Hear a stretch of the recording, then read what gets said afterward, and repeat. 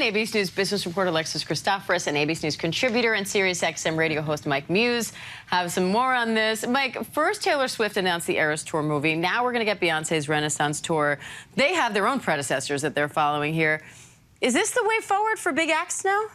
It absolutely is the way forward. You know, acts are always looking for ways to kind of keep the extension, the shelf life going, whatever album and project that they have. And if you think about Beyonce's album, came out in 2022. She did not give us any visuals until the actual concert into itself. And the brilliant strategy that after the last stop in Kansas City, an hour later, she announces that she's actually going to release a film of the tour beginning in December 1st. So the tour of Renaissance just keep going. But she is the queen of reinvention in terms of the way she did the Netflix special, the way she reinvented and changed business models on surprise albums. I mean, when she did it, Target was in a frenzy. They had to have an emergency meeting to prevent other artists from doing exactly what she did. So every time she drops something, she changes business models, business economics, and talk about life extension of a project. And we still have 2 more acts to go of Renaissance. This is just the first act.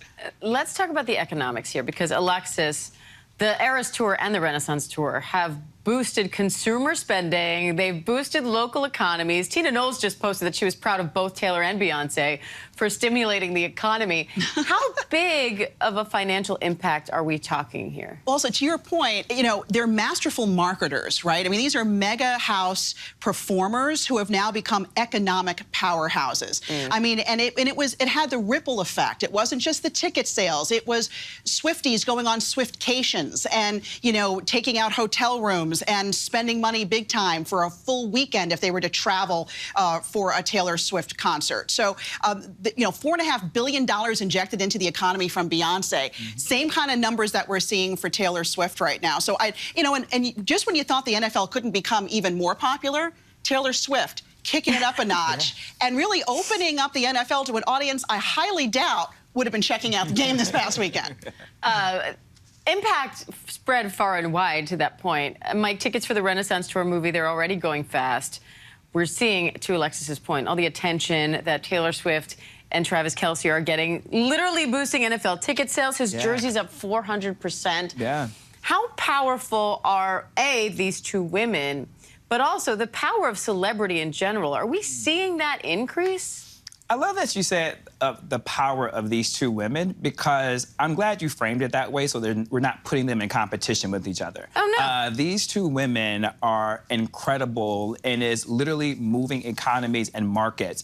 There's reports out there that suggest that combined is going to be more than the Beijing Olympics when you take into consideration inflation. European economists have suggested that when Beyonce went to certain countries over in Europe, that she was a reason for inflation due to hotels and foods and restaurants. She's changed the game in terms of wardrobe and how everybody started going for silver clothing. It changed merchandise and strategy and purchasing and buying power when it comes to that. And so these 2 powerhouses combined are creating movement, and it's also 2 spilling over into the NFL. I was actually at that game yesterday, and when I tell you, it felt, and I go to the games all the time.